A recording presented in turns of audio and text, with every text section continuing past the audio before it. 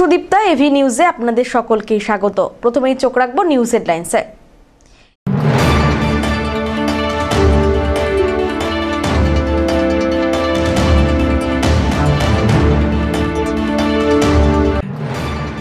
সেতুর রেলিং ভেঙে নদীতে পড়ল পণ্যবাহী ডাম্পার, অল্পের জন্য রক্ষা এলাকার বেশ কয়েকটি বাড়ির।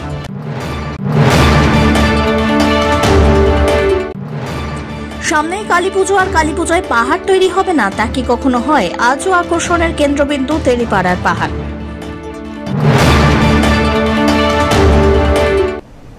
এবার আসছে বিস্তারিত সংবাদে। জাতীয় সড়কের সেতুর রেলিং ভেঙে নদীতে পড়ল একটি পণ্যবাহী ডাম্পার। অল্পের জন্য রক্ষা পেল ওই এলাকায় থাকা বেশ কয়েকটি বাড়ি। ডাম্পারের চালক সামান্য আহত হয়েছেন বলে জানা যায়। বুধবার ভোররাতে ঘটনাটি ঘটে চালসা মালবাজারমুখী জাতীয় সড়কের কুর্তি সেতু এলাকায়। ঘটনাকে কেন্দ্র করে এলাকায় চাঞ্চল্য তৈরি হয়। খবর পেয়ে মেটেলি থানার পুলিশ গিয়ে ডাম্পারটিকে উদ্ধার করে। রাতের অন্ধকারে জাতীয় সড়কে এইভাবে ডাম্পার চলাচলের বিষয়ে পুলিশ প্রশাসনের ভূমিকা নিয়ে ক্ষোভ প্রকাশ করেছেন স্থানীয় বাসিন্দারা। স্থানীয় সূত্রে জানা যায়, বুধবার ভোর প্রায় 4:30 নাগাদ চালসা থেকে জাতীয় সড়ক ধরে মালবাজারের দিকে যাচ্ছিল খালি ওই ডাম্পারটি। কুর্তি সেতু এলাকায় সেতু রেলিং ভেঙে নিয়ন্ত্রণ হারিয়ে ডাম্পারটি কোনোভাবে সেতুর নিচে পড়ে যায়। সেতুর নিচে দীর্ঘক্ষণ ঝুলে থাকে ডাম্পারটি। এদিন ভোরে বিকট আওয়াজ পেয়ে স্থানীয় জনগণ এসে ওই এলাকায় দুর্ঘটনার বিষয়টি জানতে পারেন।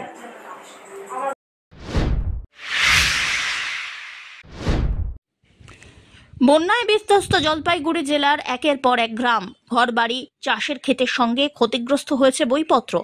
সমস্যায় ছাত্রছাত্রীরা। বন্যা দুর্গত এইসব এলাকায় পড়ুয়াদের জন্য বই পাঠানোর প্রক্রিয়া শুরু করলো রাজ্য সরকার। জলপাইগুড়িতে এসে পৌঁছলো প্রাথমিক থেকে উচ্চ মাধ্যমিকের ছাত্রছাত্রীদের পাঠ্য বই। আজ থেকে জলপাইগুড়ি জেলার বন্যা দুর্গত এলাকায় বই পাঠানোর প্রক্রিয়া শুরু হলো। গত 5ই অক্টোবর বিধ্বংসী বন্যায় ক্ষতিগ্রস্ত হয় জলপাইগুড়ি জেলার বিস্তীর্ণ এলাকা।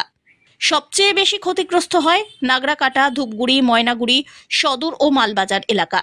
প্রাথমিক হিসেবে 10,000-এরও বেশি ছাত্রছাত্রীর বইপত্র ক্ষতিগ্রস্ত হয় বন্যায়। ক্ষতিগ্রস্ত হয়েছে 12টি স্কুল। ক্ষয়ক্ষতির হিসেব নিকেশ করে রাজ্যে রিপোর্ট পাঠিয়ে দিয়েছিল স্কুল শিক্ষা দপ্তর। সেই মতোই পাঠ্য বই পাঠানোর প্রক্রিয়া শুরু করে দিল সরকার।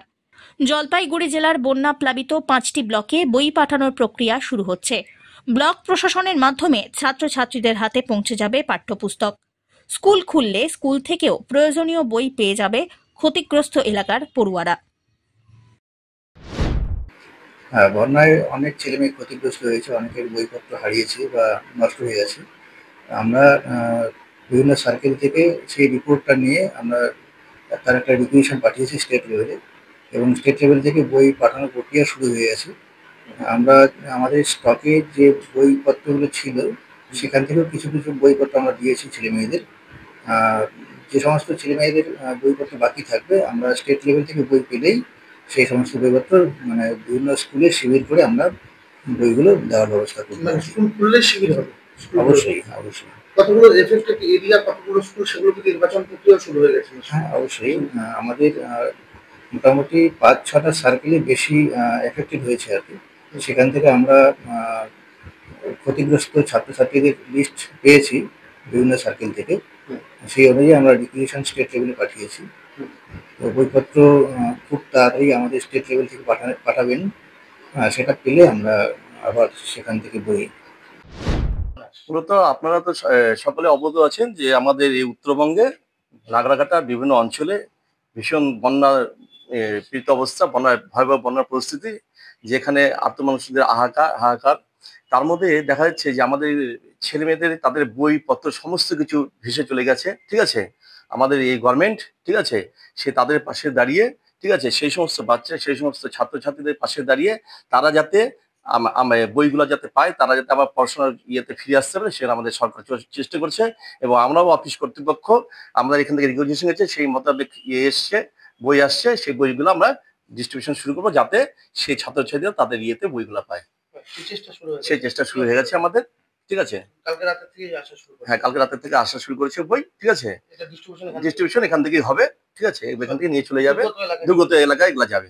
বর্তমানে দুর্গত এলাকায় আমাদের প্রথম কাজ হচ্ছে দুর্গত এলাকার যে সমস্ত ছাত্রছাত্রী যারা রয়েছে তাদের হাতে এই বইগুলো পৌঁছে দেবে। পিনাকি শিলের রিপোর্ট।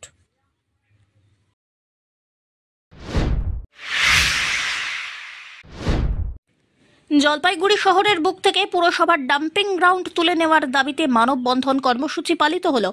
বুকে প্রতিবাদের বার্তা, প্রতীকী অসুস্থতার ছবি সামনে রেখে মানববন্ধনে সামিল জলপাইগুড়ি শহরের 24 নম্বর ওয়ার্ড এবং সংলগ্ন এলাকার বাসিন্দারা। অভিযোগ, শহরের বুকে করোলা নদীর পাড়ে ডাম্পিং গ্রাউন্ড তৈরির ফলে এলাকায় পরিবেশ দূষিত হচ্ছে। শহরের বুক চিরে বয়ে গিয়েছে করোলা নদী, যার এক পাড়ে রয়েছে জনবসতি, স্কুল, মাঠ, অপর পারে খেলার মাঠ, একাধিক বিল, যা ছিল পরিযায়ী পাখিদের আস্তানা। পুরসভা শহরের আবর্জনা এনে জমা করায় অস্বাস্থ্যকর পরিবেশ হয়ে উঠেছে। দূষিত হচ্ছে নদী, পরিযায়ী পাখিরাও তাদের ঠিকানা হারাচ্ছে, এমনটাই অভিযোগ। এদিন মানববন্ধন করে অবিলম্বে ডাম্পিং গ্রাউন্ড বন্ধের দাবি জানিয়েছেন বাসিন্দারা। এটা হল ব্যাপার যে এখানে ডাম্পিং গ্রাউন্ডটা করছে, শুধু এখানে যত লোকজন যাতায়াত করে সব এসে দুই পাশে এত দুর্গন্ধ ছড়াচ্ছে যাতে নাকে রুমাল দিয়ে যেতে হচ্ছে। তদুপরি এখানে যে বিষাক্ত হাওয়া, বিষাক্ত গ্যাস যে কোনো সময় লোকের রোগে আক্রান্ত হচ্ছে, তার একটা প্রতিকার আমরা চাই। এখানে সেই ডাম্পিং গ্রাউন্ডটা করুন যেটা শহরে বারে হোক, যাতে কারোর জন্য কোনো অসুবিধা না হয়। ঘনবসতি এবং জনবসতি এলাকায় দুই ধারে যদি এরকম নোংরা করে থাকে, তার যদি সুনির্দিষ্টভাবে যদি এই পরিচর্যা না হয়, তবে লোকে খুব আক্রান্ত হচ্ছে।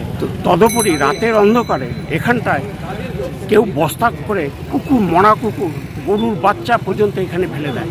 তো বলছি, এই পুকুরে তো আমরা ছোটবেলা দেখে এসেছি যে এখানে অনেক পরিযায়ী পাখিরা আসে। অনেক পরিযায়ী পাখি আসে, কিন্তু এখন সমস্ত পাখি অবলুপ্ত হয়ে যাচ্ছে এই নোংরা আবর্জনার জন্য।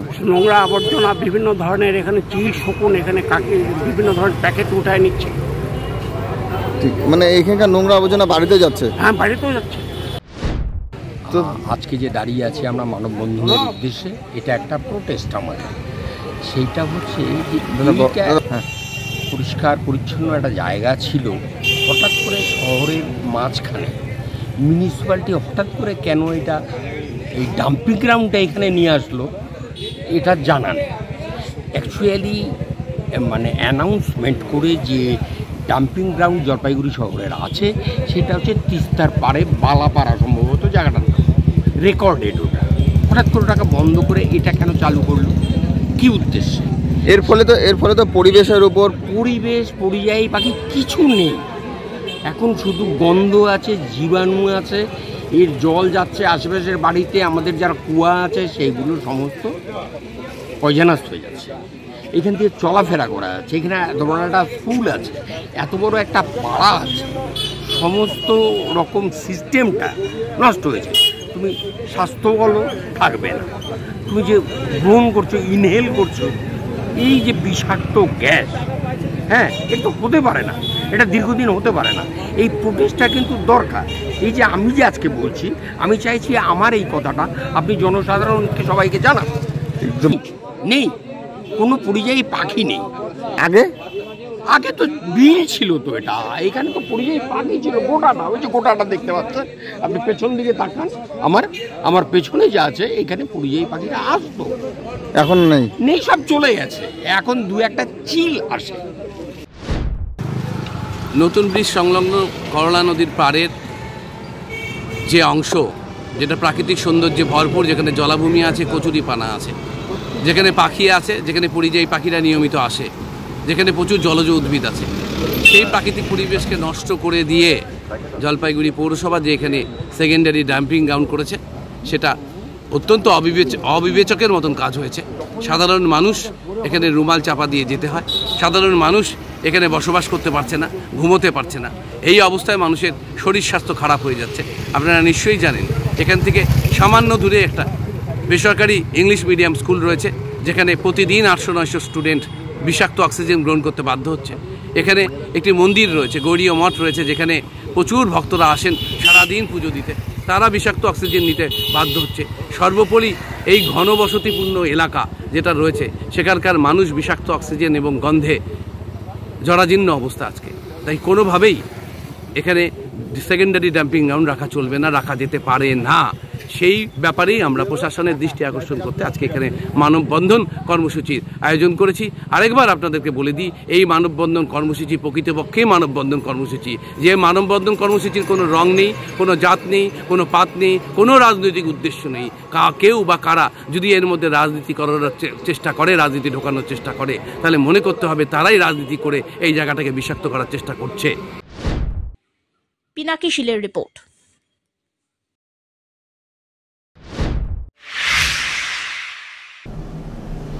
নিয়ে নিচ্ছে ছোট্ট একটি বিরতি, ফিরে আসছি বিরতির পর, সঙ্গে থাকুন। স্পর্শেই রয়েছে জাদু। টাচ নার্সিং হোম, রাত দিন 24 ঘন্টাই আপনাদের ভরসা। টাচ মানে সুস্থতা আর নিরোগ হওয়ার একমাত্র ঠিকানা। এখানে রয়েছে 24 ঘন্টার পরিষেবা, এক্স-রে, সিটি স্ক্যান, অত্যাধুনিক মেশিনে ইউএসজি, প্যাথোলজিক্যাল বিভাগ, dialysis, echocardiography, CC unit, IC unit, CP unit, day care facility, mediclaim এবং ওয়েস্ট বেঙ্গল হেলথ স্কিম। শারদীয়াতে আপনাদের সুস্থতা আমাদের একমাত্র প্রার্থনা। সবাই যখন উৎসবে আনন্দিত, তখন আমরা আপনাদের সেবার জন্য 24 ঘন্টা প্রস্তুত হয়ে আছি। উৎসব সকলের ভালো কাটুক।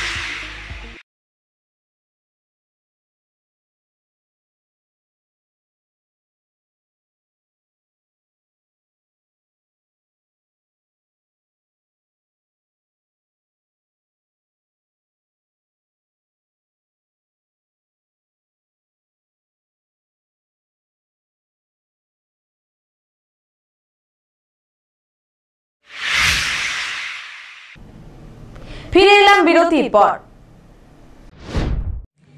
সামনেই কালী পুজো, আর কালী পুজোয় পাহাড় তৈরি হবে না তা কি কখনো হয়?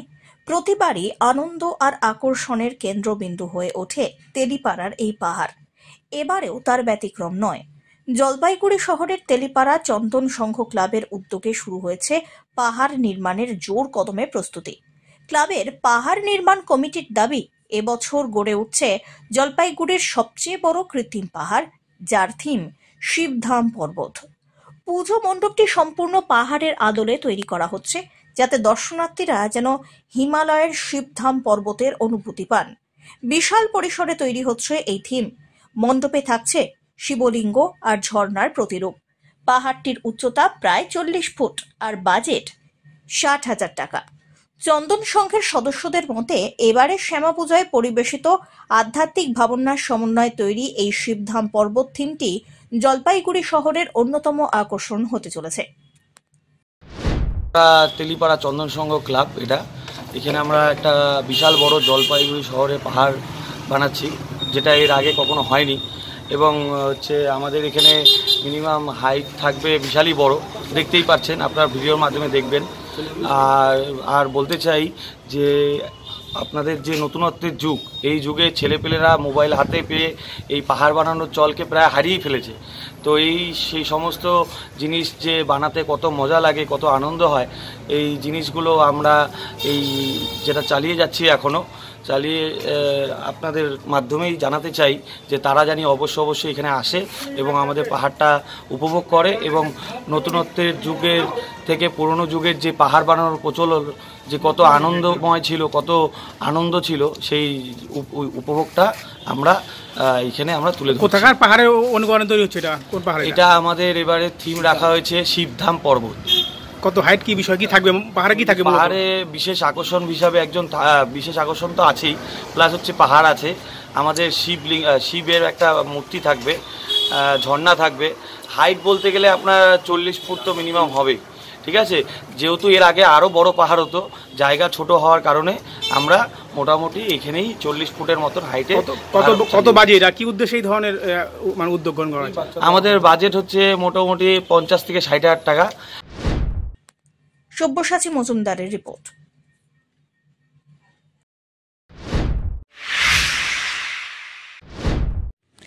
আমাদের পাড়া আমাদের সমাধান কর্মসূচি অনুষ্ঠিত হয়ে গেল বিবেকানন্দ পল্লীতে। জলপাইগুড়ি সদর ব্লকের খড়িয়া গ্রাম পঞ্চায়েতের অন্তর্গত বিবেকানন্দ পল্লীতে বুধবার অনুষ্ঠিত হয় আমাদের পাড়া আমাদের সমাধান কর্মসূচি।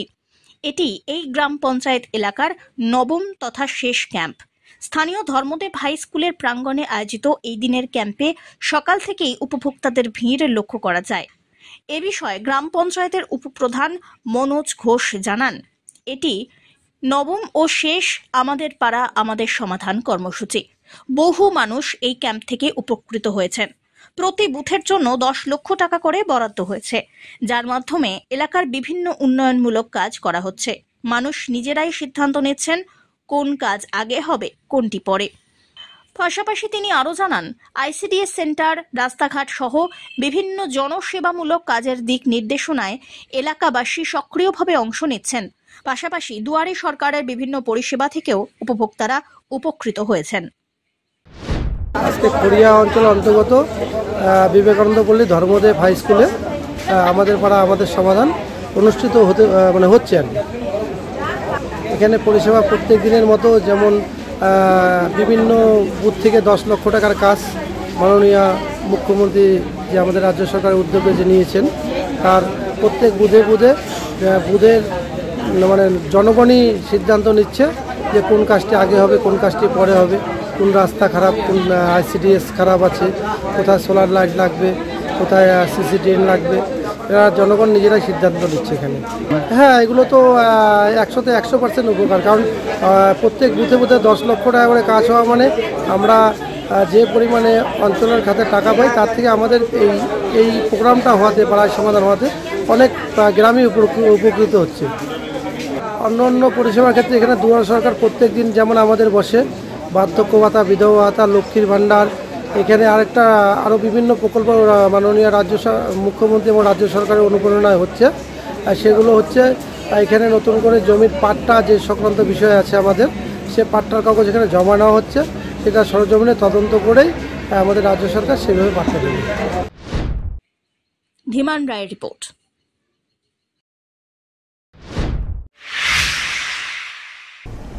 শেষ করবার আগে নিউজ হেডলাইন্স আরো একবার।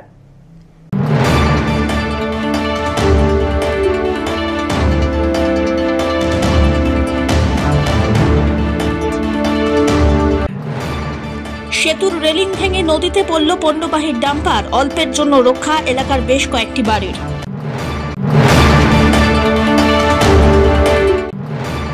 সামনেই কালীপুজো, আর কালীপুজোয় পাহাড় তৈরি হবে না তা কি কখনো হয়? আজও আকর্ষণের কেন্দ্রবিন্দু তেলিপাড়ার পাহাড়।